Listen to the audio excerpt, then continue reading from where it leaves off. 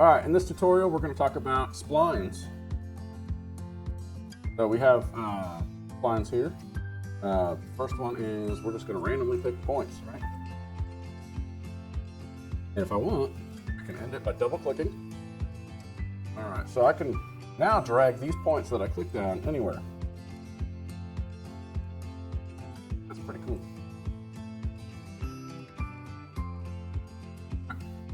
And if I wanted, I could go ahead and extrude this as a thin feature. Wanting to make it bigger here, let me deeper. Oh. All right, I can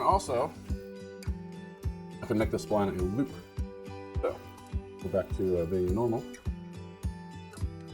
And we'll make a loop here. So I'm gonna go ahead and click this.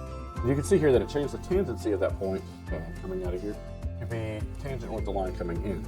And the cool thing about these points, you can actually make them to things. So I could make this midpoint there and make it tangent here.